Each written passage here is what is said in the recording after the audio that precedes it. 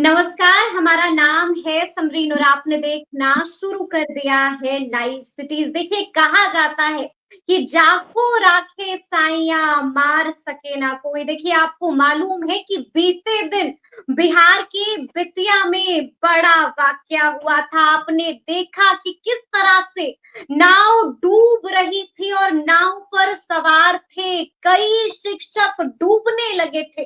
तभी वहां पर स्थानीय लोग आते हैं और जैसे तैसे करके उन लोगों ने शिक्षकों की जान भी बचाई है। लेकिन अब भी बड़ा सवाल यही बना हुआ है कि आखिर हादसा कब तक टाला जा सकेगा। तो आज हम इसी मुद्दे पर सीधी बातचीत करेंगे बिहार माध्यमिक शिक्षक संघ के महासचिव शत्रुघ्न प्रसाद जी से। सबसे पहले बहुत शुक्रिया बातचीत के लिए।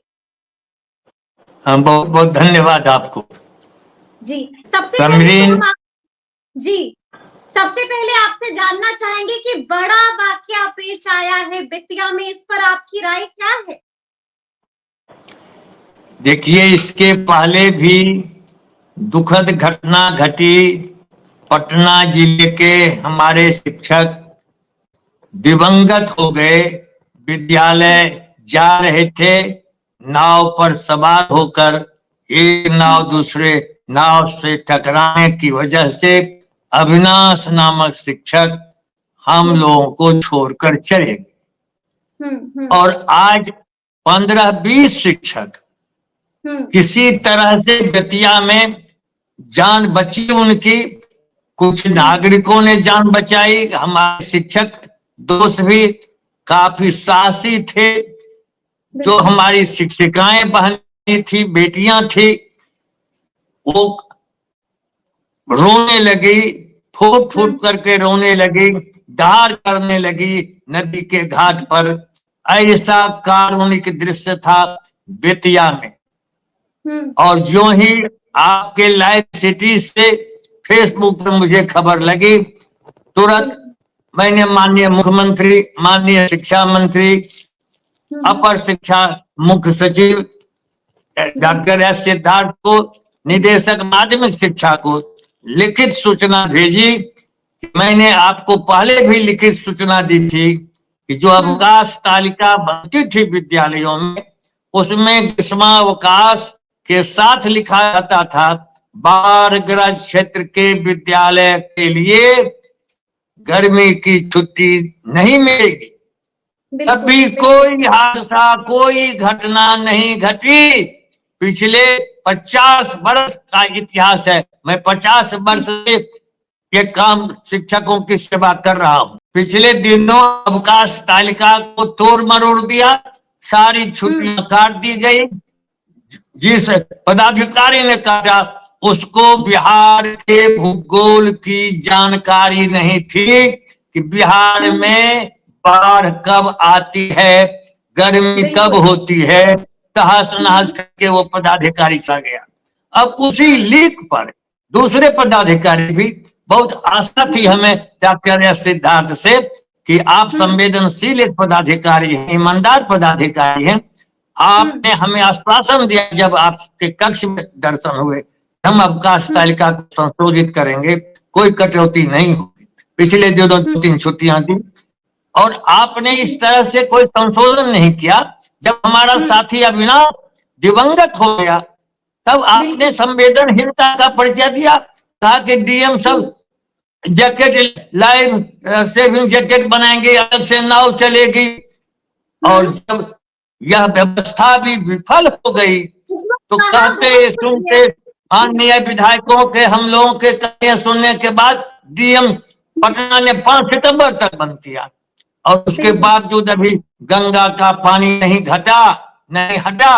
और बेतिया में 15 शिक्षक यदि दुनिया से चले जाते तो समझ लीजिए माननीय मुख्यमंत्री जी, कितनी बड़ी दुर्घटना घटती और कितना बड़ा कलंक होता।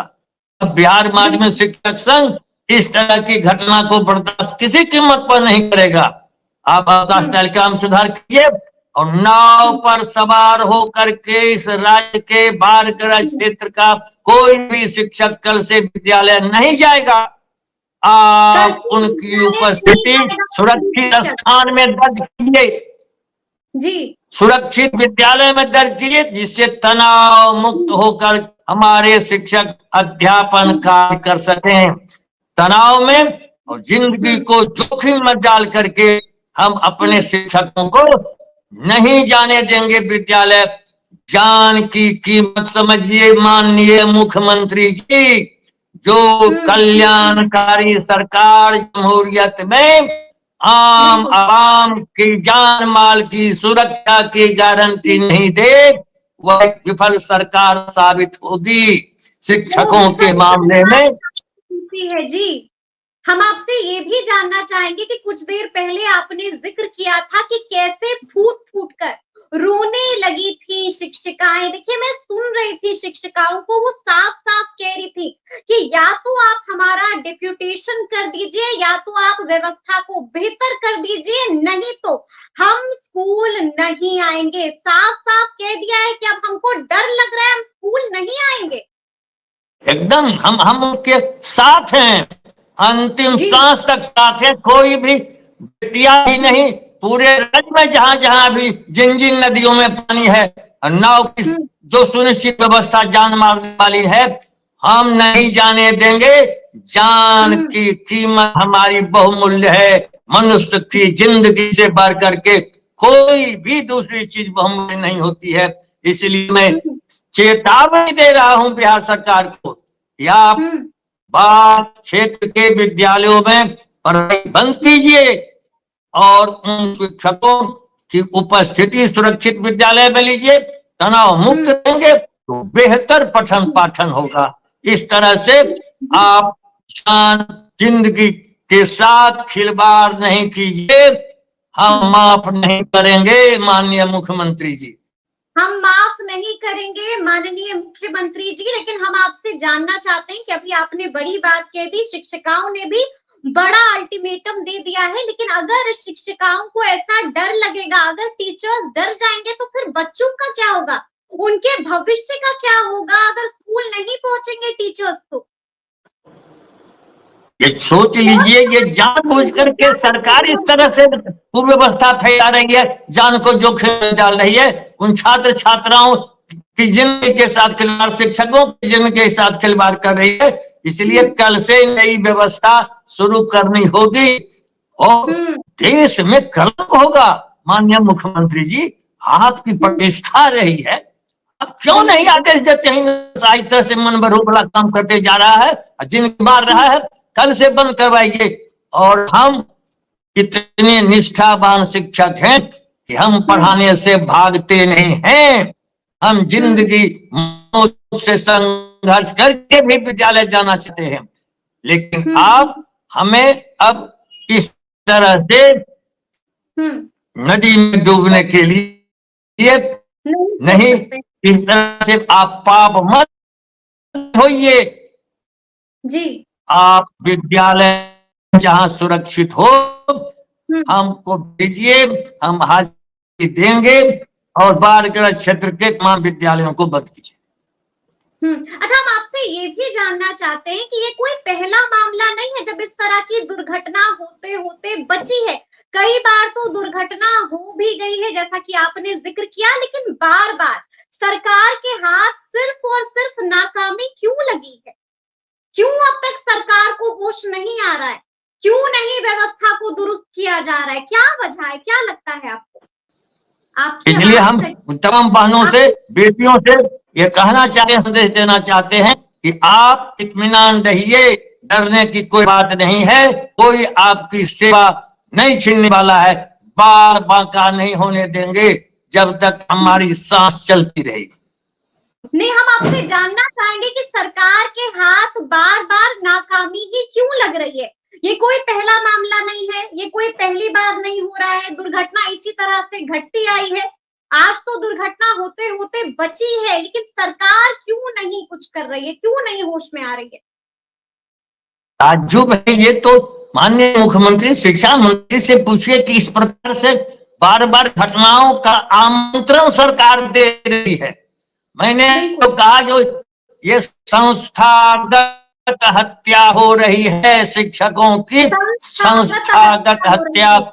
जो अक्षम्य अपराध है।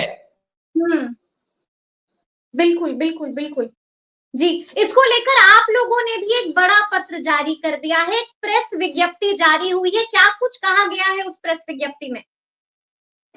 हमने कहा दिया है कि अब इन शिक्षकों की के साथ खिलवाड़ करने का धंधा यदि बंद नहीं कीजिएगा तो हम पूरे राज्य में व्यापक आंदोलन शुरू करने के लिए विवश होंगे सरकार की संवेदनहीनता के प्रतिरोध में। आवेदन शुरू करने के लिए विवश हो जाएंगे, यानी कि आप लोगों ने सरकार को चिता दिया है, बड़ा अल्टीमेटम भी दे दिया है जी, यानी कि आप लोगों ने सरकार को चिता दिया है, बड़ा अल्टीमेटम दे दिया है। जी हाँ, जी हाँ, जी हाँ। चलिए, अच्छा हम आपसे आखिरी सवाल होगा कि बीते दिन भी हमने आपसे बातचीत की थी और आपने बाकायदा पत्र लिखा था मुख्यमंत्री नीतीश कुमार को, शिक्षा मंत्री को, दोनों डिप्टी सीएम को, तो क्या कुछ जवाब आया उस पत्र का? नहीं, आज फिर मैंने पत्र जारी किया है। आज फिर कल छुट्टी, कल तो रविवार था, छुट्टी का दिन था। आज तो सचिवालय भी खुले हैं। आप देखिए कल तक क्या जवाब आता है। जवाब देने में भी संवेदन सुनता है विभाग, तो चुपचाप बैठा रहता है। माननीय मुख्यमंत्री का सचिवालय बिना माननीय मुख्यमंत्री को हमारा पत्र पढ़वाए सीधे रूटीन ड्यूटी विभाग को भेज देता है, और शिक्षा विभाग एकदम कुंभकर्ण निद्रा में सोया रहता है। जवाब देने की किसी प्रकार की शिष्टता का भी निर्वाह नहीं करता है। यह परंपरा पिछले दिनों नहीं थी। इधर कुछ वर्षों से पत्रों का जवाब नहीं दिया जा रहा है।